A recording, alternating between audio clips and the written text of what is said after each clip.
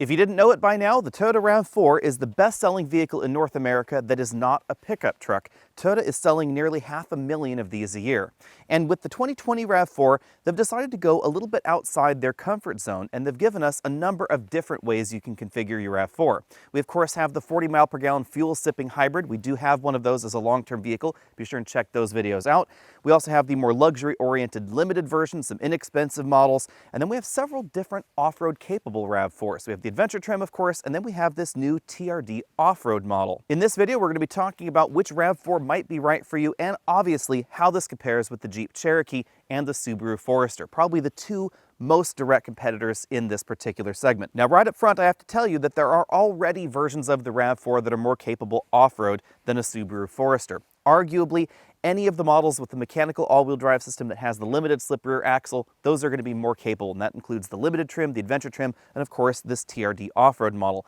But the TRD Off-Road does not take things to the next level where we see the Jeep Cherokee that has a 2-speed transfer case, real skid plates, etc. That is definitely in the next league when it comes to off-road capability. But I think that with the TRD Off-Road, they've really hit the sweet spot. The TRD Off-Road RAV4 is designed for someone that wants to take their vehicle a little bit further off the beaten path, for someone that wants on-road practicality as well, relatively high fuel economy, and doesn't want the compromises that we see in Toyota's 4Runner. Although it's worth noting that the 4Runner will certainly go places that this vehicle just won't. The 4Runner has skid plates available, we have tow recovery points, etc. And those are things that we don't find on the TRD Off-Road. I'm a little bit disappointed by that. We don't have any recovery points going on up front, so nowhere to put a tow hook here. We don't have any skid plates, as I said before, no metal front bumper components either. But we do have a more rugged grille design. This definitely is in keeping with the rest of Toyota's truck line. I really like this overall front end look, and I have to admit, I wish that they offered this grille design on the RAV4 Hybrid. I do think this is the best looking RAV4 available. We have full LED headlamps and LED fog lamps down there as well. The front bumper features well integrated parking sensors. There's a radar adaptive cruise control sensor behind that large Toyota logo, and then we have a forward view camera that's part of the 360-degree camera system. Moving around to the side, you can see that the TRD model is available with the two-tone roof option. So this is a slightly lighter color than the body. And then the two colors are separated by black bands right there up front and then back here in the rear as well. I do like the two-tone options. I wish this was available on all RAV4 models. We of course have the black cladding you'd expect in a more off-road oriented vehicle, but one thing that I do find a little bit funny is that we have these little mud flaps right here, and those are definitely not an asset when you're taking your vehicle more true off-roading, so I probably wouldn't opt for the mud flaps, or I would take them off. Although the suspension has been tweaked for the TRD Pro model, they did not increase ground clearance. I was a little bit surprised by that. So this comes in at 8.6 inches, which is still good for this segment, but the approach, departure, and breakover angles are not quite as good as some of the more off-road intended vehicles out there. But here we have one of the big changes. We have standard Falcon all-terrain tires. Tires are a huge, huge deal for any off-road vehicle. And even if we had these tires on a regular RAV4, it would be much more capable than the stock model. So if you were to put these same tires on a Subaru Forester, it would be more capable than we would see the Forester coming out the factory door. But at this point in time, we do not see this kind of off-road tire package available directly from Subaru. And of course, if you were to put even more aggressive tires on the TRD Off-Road, it would take it to that next level of overall performance and ability. The rear bumper does change a little bit for the TRD Off-Road model, and of course you can see the TRD Off-Road badging over there on the side, but other than that, they didn't change anything back here. So they didn't improve the departure angles, we still have the twin exhaust tips down there, we still have a relatively low bumper overall, and the look and feel is very similar to the rest of the RAV4 lineup. The big deal here, of course, is that just like the front, there are no factory recovery points back here, and there's no factory hitch that can be installed at the factory. There is a Toyota aftermarket accessory that your dealer can install for you, and if you do want to take this a little bit further off the beaten path, I would strongly recommend that. Although there's still going to be no recovery point up front, having a hitch in the back does give you at least one recovery point in the rear. Under the hood, we find the same engine that we find in the rest of the RAV4 lineup. It's a 2.5-liter 4-cylinder engine producing just over 200 horsepower, and it's mated to a standard 8-speed automatic transmission. For the TRD Off-Road model, all-wheel drive is of course standard. Although we don't have some of those more rugged components on the TRD RAV4, one of the big benefits to this vehicle's overall design is fuel economy. This is definitely more efficient than most of the more rugged off-road oriented vehicles out there. Certainly more efficient in real-world driving than the Jeep Cherokee. And that's largely because this is significantly lighter. The RAV4 is hundreds of pounds lighter than a Jeep Cherokee, especially if you're talking about the top-end Jeep Cherokee Trailhawk. At this point, you might be thinking, if we don't have more power under the hood, we don't have a different transmission or a different all-wheel drive system than a RAV4 Limited, why is this more off-road capable than average? In the back of the RAV4, Toyota uses a very different rear axle design than we find in the lesser RAV4 all-wheel drives in the lineup. It includes some clutch packs in the rear that can allow it to direct 100% of power destined to the rear axle to a single rear wheel. And that means that in theory, this vehicle, if the front two tires had zero traction and one rear tire had zero traction, it could send all available engine power to a single rear wheel. It can also send power across the rear axle to help improve on-road driving performance, give this a limited slip functionality as well, so it can lock them together essentially, so that way both rear wheels are going at the same speed. And then it also has an axle disconnect feature to help improve overall fuel economy. In terms of theory of operation, this system is very similar to what we see out of Acura's super handling all-wheel drive system, with one important difference. Toyota chose not to drive the front axle and the rear axle at different rates, so the input speeds are basically the same. Whereas in super handling all-wheel drive, they make the rear tires spin just ever so slightly faster than the fronts to give it more of a rear-wheel drive dynamic, and that's never going to happen with this particular system. Instead, Toyota's decided to focus this system on driving confidence, limited slip functionality, and off-road ability. As we'll talk about in the drive section, if you're driving this out on a paved road, you will definitely notice the torque vectoring function in the rear, but it's never going to make this feel a little bit rear happy like you can get in an Acura super handling all-wheel drive system in very limited situations. The rear axle design is a key differentiator between this and something like the Subaru Forester. The Forester has an open rear differential. Now, it can send power left and right by braking the opposing wheel, but when you're braking an opposing wheel and trying to make it spin at a particular rate, you're actually consuming power to friction, to heat basically. And this vehicle doesn't do that. This just opens the clutch pack, does not allow power to go one side, all that power goes to the other wheel. So this is definitely a much more capable system in those situations. And again, it has that mechanical limited slip functionality, which can essentially make the two sides spin at the same rate. While we're talking about differences, you should also keep in mind that this does not have a locking rear differential like we find in the Jeep Cherokee. That is a different kind of animal. And we don't have a two-speed transfer case like we find in the Jeep Cherokee as well. On the inside, we find the same seats as the rest of the RAV4 lineup, so we have the same comfort score that we find in the last models that we've tested. I do appreciate the power lumbar support. We also have a tilt telescopic steering column with a pretty decent range of motion. It's worth noting, however, that even in this top-end trim, essentially, of the RAV4, we still don't have a power passenger seat. As I've noted before, there's a little bit less room in the back of the RAV4 than in some of the larger compact crossovers in America. That's not too much of a problem for adults. I can easily sit comfortably right there behind myself. However, if you plan on putting a rear-facing child seat back here, definitely keep in mind that it's not going to fit behind a taller adult up front. Cargo capacity continues to be a strong RAV4 selling point, and because nothing structural changed about the TRD Pro version, we have exactly the same cargo space that we find in the regular model. It's worth noting that under this load floor, we do have a compact spare tire, not a full-size spare tire, which is my preference, but as I've proved with our own RAV4, you could definitely fit a full-size spare tire under there if you wanted to do that yourself. In my opinion, a full-size spare tire is an absolute must in any off-road vehicle. I wouldn't want to get too far off the beaten path with this donut right here. But a nice touch is that we have this two-stage load floor, and Toyota has designed the mounting point so it can easily accept a full-size factory rim. On the inside, again, the changes are mainly stylistic, so we still have height-adjustable shoulder belts for the driver and front passenger. TRD logo right there on the headrests. These are fairly attractive seat designs, I have to say. We have perforated center sections of the seat because these seats are both heated and ventilated. We have red stitching on the seats, and that mirrors the red stitching that we find on the front doors and over here on the dashboard as well. We have some storage cubbies right there under the dash. These are very convenient. Coming down the center console, we have the dual zone automatic climate control. We can see some red accents here that are unique to the TRD model. And then we have the controller for the engine, transmission, and the all-wheel drive system. It's a combination between buttons and this knob right here. We have a sport mode, normal mode, eco mode. We twist this over for rock and dirt, twist it to the left for mud and sand, and then we push down in the center for normal mode. These two buttons essentially do the same thing. For inclement weather, there's also a snow mode button down here and a hill descent control button.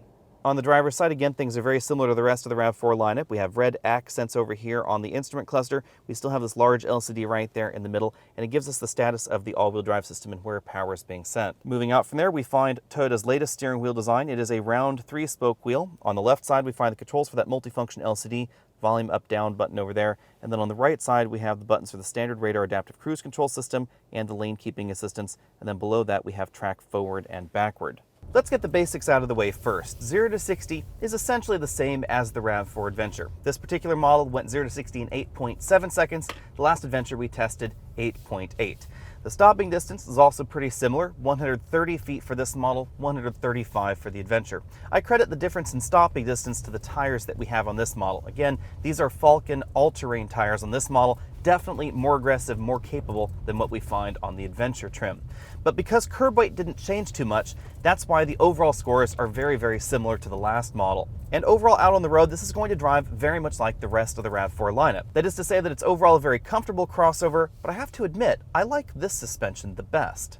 Toyota did not completely redesign the suspension in the TRD Off-Road version of the RAV. Instead, they went for more subtle tweaks, but they have made it a little bit softer, a little bit more compliant, and definitely targeted the spring rates and the shock absorbers to off-road duty. And that makes this model significantly more comfortable out on rougher roads like the road that we're on here. So if you're looking for a small practical crossover that can handle rougher roads, if you live out in the country and you're looking for something with high fuel economy that you don't have to worry about getting stuck if weather turns bad, this is going to be an absolutely excellent option. This is definitely very comfortable, and I could be out on roads like this for an hour very easily without getting tired. But remember again that we don't have the same kind of underbody protection that we do have in more off-road oriented vehicles out there, like the Jeep Cherokee. I know what some folks out there are going to say. They're going to say that I'm giving Toyota a hard time for not creating a Toyota Cherokee.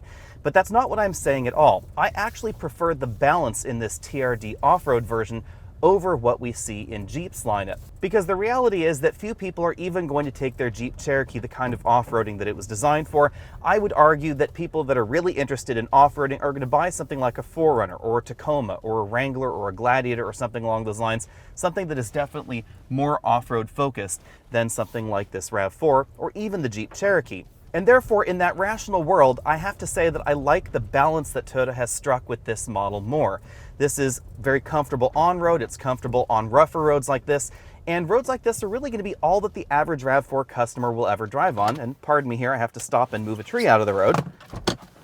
You'll really notice the benefits of this all-wheel drive system. We haven't put it outside of the eco mode, so we can climb this hill absolutely no problem, get decent traction in eco, but if you want ultimate in traction, then we can put it in the rock and dirt mode, or of course the mud and sand mode, depending on exactly what you're looking for. I kind of like the way the mud and sand mode operates here because it does turn off the traction control, which allows a little bit more slip, and you can see we can easily go over logs like that, absolutely no problem. These tires are a great match to this vehicle. For most shoppers out there, obviously an all-season tire should be just fine, but if you want the improved traction or the winter ability that these tires have, then this is going to be a great option right from the factory. Even out on trails like this, you will notice a difference between this and something like the Subaru Forester, because we just have better traction overall than we find in that Subaru system, and I do like the way this 8-speed automatic transmission feels an awful lot more than the CVT that we find in the Subaru.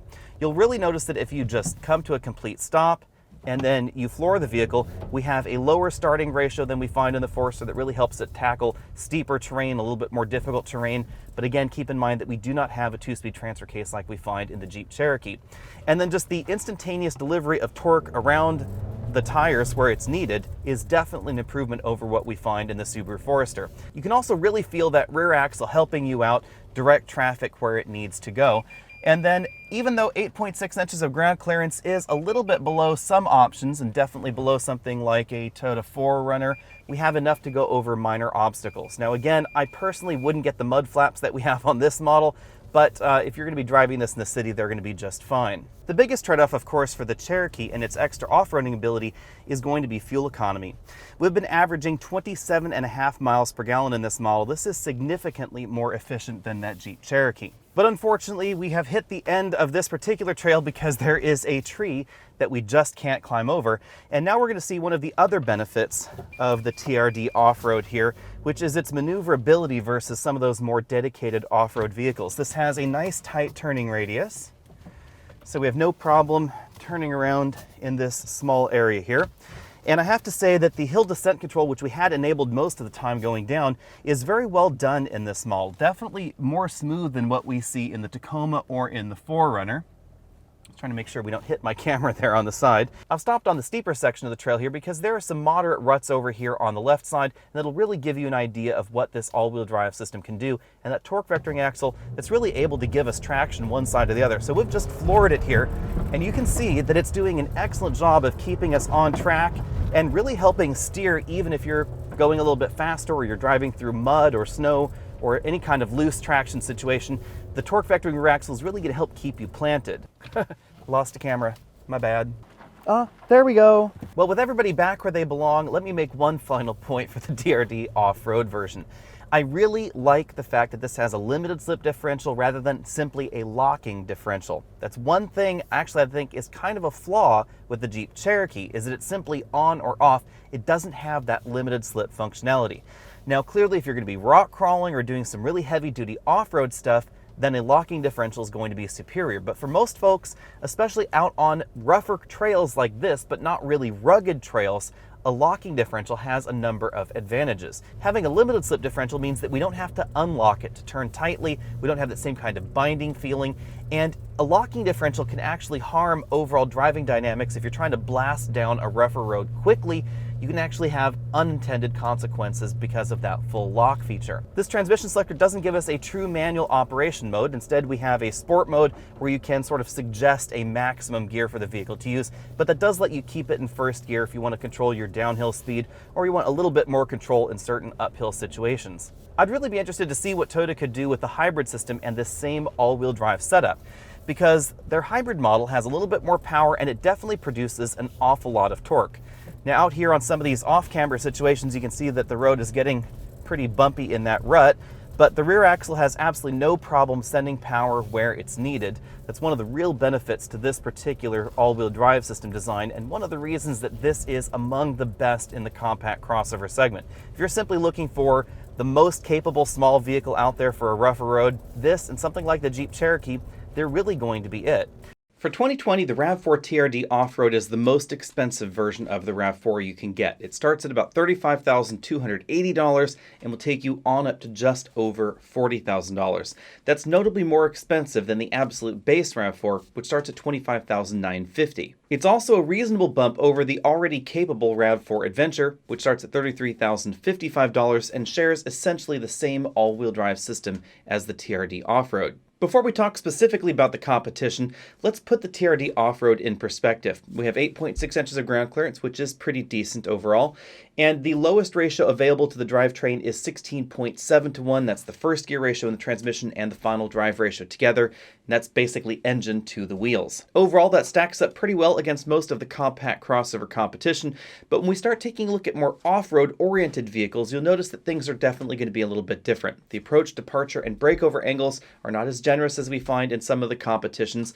And interestingly enough, Toyota doesn't actually give us a breakover angle for the RAV4. I'm taking a guess here that based on all the numbers that we have access to, it's probably about 19 degrees. So it's probably a little bit lower than what we see in the Subaru Forester. You'll really notice on this chart that in terms of off-road angles, something like the Jeep Cherokee or the Toyota 4Runner is going to be vastly superior to the TRD Off-Road version of the RAV4. That's just due to the overall design of the vehicle and the fact that Toyota has made an off-road package for an existing on-road focused crossover. They didn't design the entire vehicle to be more off-road capable like we find in the Jeep Cherokee, and there are definitely pros and cons to that. With this out of the way, let's dive into our first competitor here, the Subaru Forester. You could say that Subaru has built something of a cult following with their all-wheel drive systems. They market them to perfection, and it is standard on the Forester, as it is on every single one of their models except for their sports car. But it's important to keep things in perspective. The Forester does not have a locking differential, a true locking center coupling. It does not have a 2-speed transfer case either, so it's not in that next category of capability up. But what Subaru does very well is they wrap their standard all-wheel drive system into a package that gives you a very consistent feel out on slippery surfaces like ice, snow, mud. And they also give all their vehicles pretty high ground clearance. 8.7 inches is standard in the Forester. That's a little bit above the absolute top-end version of the RAV4. Subaru also pays a little bit more attention to approach and departure angles with most of their vehicles in terms of the competition, so we do see better approach and departure angles in it than even the TRD Off-Road version of the RAV4. When the going gets a little bit steeper, however, you'll really notice some of the differences here. The Subaru uses a continuously variable transmission, not a stepped automatic, so it's definitely going to feel different, and a lot of people have blamed that for the off-road capability or relative lack of true off-road capability in the Forester and in the Outback. But what's mainly going on here is a combination of a low stall torque converter, ratios that by design aren't quite as high as some of the competition, and of course a naturally aspirated engine. Since the engine is naturally aspirated, the torque curve is higher than a turbocharged engine. The low stall speed of the torque converter means the engine can't rev that high when at a complete stop. And then the lowest ratio available to the CVT in the Forester is about 13.32 to 1, so it is definitely not as aggressive as what we find in the RAV4. In Subaru's defense, they're not marketing the Subaru Forester as a dedicated off-road model, and in truth, the TRD Off-Road should be more capable than the Subaru. It can send more power to the rear axle, generally speaking, and it has that limited slip functionality across the rear axle, but it doesn't have quite the same kind of approach and departure angles that we find in the Subaru. And it also has just a hair less ground clearance. With that out of the way, let's dive into the Jeep Cherokee. The Cherokee is a really interesting entry in this segment because it's one of the only transverse engined vehicles ever produced that has a true two-speed transfer case. Of course, to be perfectly technical, it has two two-speed transfer cases, one up front and one in the rear. And that's the big reason that the Cherokee Trailhawk is much more off-road capable than pretty much any of the other compact crossovers in America. But there are going to certainly be trade-offs here. Historically, one of those issues has been overall cost. The Cherokee Trailhawk starts just under $35,000, goes on up to just over $43,000. However, you're going to get a better deal on the Trailhawk at the Jeep dealer than you will on the RAV4 at the Toyota dealer, so it's probably going to end up a wash. The other compromise has long been fuel economy and overall curb weight, two things that are definitely compromising the Cherokee in terms of its on-road mission, and depending on exactly what you're doing could even be a little bit of a problem off-road, but we get a lot more feature functionality in the Cherokee. We get more power. There's a 3.6-liter V6 engine. There's a 2-liter turbocharged engine. We have a 9-speed automatic transmission with a pretty aggressive first gear ratio. We have skid plates, tow hooks, a locking rear differential, a locking center coupling as well, and then there's that 2-speed transfer case. Outside of the Cherokee Trailhawk, the lowest starting ratio you'll find in pretty much any compact crossover in America is about 17 to 1 or so. That's as aggressive as they can possibly get. The Jeep Cherokee, however, 49 to 1 for the V6 model, 51.4 to 1 for the 2.0T. So it really has a much more aggressive ratio available for those true off-roading situations. Now clearly that's not as aggressive as the ratios that we find in the rest of the Jeep product line, but it's pretty darn good for a compact crossover. The Cherokee was designed to accommodate the more off-road capable parts from the Trailhawk, and that's part of why we see some compromises all the way around. On the inside, it's not terribly accommodating. It's not as large as some of the other compact crossovers. Part of that is the approach, departure, and breakover angles that we see in the Cherokee that we're trying to be as aggressive as possible, and very clearly we have some pretty great approach, departure, and breakover angles for a transverse compact crossover. But we also have relatively high curb weight. It's pretty darn heavy as a result of the need to have the stiffness and the structure, etc. for true off-roading, and of course the 2-speed transfer cases. But on the other hand, if you truly want something that's the size of a compact crossover, you don't mind giving up a little bit of overall on-road handling. The Cherokee definitely handles better than something like a Wrangler, but you want to take your compact crossover further off the beaten path, then the Cherokee Trailhawk really stands alone here. But again, there are definitely going to be some compromises along the way. And speaking of compromises, let's go on to something from Toyota that is really targeted at off-roading, the Toyota 4Runner. The 4Runner is logically going to be more expensive than the RAV4, especially when we take a look at those upper-end options that are really more off-road focused. But we are going to get an awful lot more ground clearance. 9.6 inches of clearance, we get a V6 engine, we do get an older transmission there, and we get a longer wheelbase, which is going to give you a slightly better ride in some situations. But most of the debate between RAV4 and 4Runner ends up really being a debate between compact crossover and compact sport utility vehicle, or body on frame versus unibody, however you want to phrase this discussion. The 4Runner is not going to be as competent on-road, but it is going to be more capable off-road. The inverse holds true for the RAV4. The 4Runner is one of Toyota's least efficient vehicles available in the United States, whereas the Toyota RAV4 is pretty darn efficient for its segment, including the TRD Off-Road model. Toyota struck a really good middle ground, I think, with the TRD Off-Road version. There are few options in this segment for something that's a little bit more rugged than normal, But by not going to the next level where we see the Jeep Cherokee Trailhawk, they have fewer on-road compromises. The TRD Off-Road is definitely more off-road capable than the Subaru Forester. Even though some of the angles aren't quite as good, for most folks out there, it's going to feel more confident thanks to the limited slip functionality of the rear differential and the ability to send more power to the rear thanks to the overall design of the center coupling. Also because we don't have that CVT with the less aggressive starting ratios. But obviously it's going to be less capable than the Cherokee or of course the Toyota 4Runner. That's because a lot of folks that are going to be interested in more rugged off-roading are going to buy something more ruggedly off-road, like the Cherokee Trailhawk and the Toyota 4Runner, two vehicles that oddly enough really compete more with one another than Cherokee versus RAV4, especially in those upper end trims. The caveat here, of course, is that I am talking about stock vehicle performance. Obviously, it would be much easier to modify your 4Runner into a very rugged off-road vehicle. The platform of the Cherokee just doesn't accommodate that kind of modifications. Bottom line, I'm pretty stoked what Toyota's been doing with the RAV4 family. We now have a fuel-sipping hybrid model. We have more luxurious trims than we had before. We have models with torque vectoring rear axles for on-road handling performance. Now we have models with torque vectoring axles for off-road performance. And we have an upcoming performance plug-in hybrid system as well. If anybody from Toyota is listening, I think there are two things that Toyota must address ASAP. First is the lack of a skid plate package, at least something minor to help protect the bottom of the engine if you are planning on taking the vehicle a little bit further off-road, or of course the more expensive rear axle setup back there, which could get damaged if you bump it on a rock. The second thing are tow hooks or recovery points. If you plan on taking any vehicle a little bit further off the beaten path, we're talking about the possibility of getting stuck and needing to be recovered. And having a simple connection point where that can happen is absolutely essential. This was highlighted for me very recently at, oddly enough, a Toyota Camry all-wheel drive event where a number of Toyota Camrys got stuck in the snow and the tow recovery was a little bit less than ideal. They ended up wrapping a tow strap around a front wheel and pulling it out by the wheel. That's not as ideal as having somewhere where you could have either a removable hook or permanently installed tow hooks. Be sure and let me know what you think about all that down there in the comment section. Be sure and head over to facebook.com/AlexandAutos so you can see what we're driving this week. Head over to Instagram if you want to see the lighter side of things at Alex and Autos. And of course, check out our related gardening channel. There's going to be a link at the end of the video. It's called The Mountain Garden. I'll see all of you later.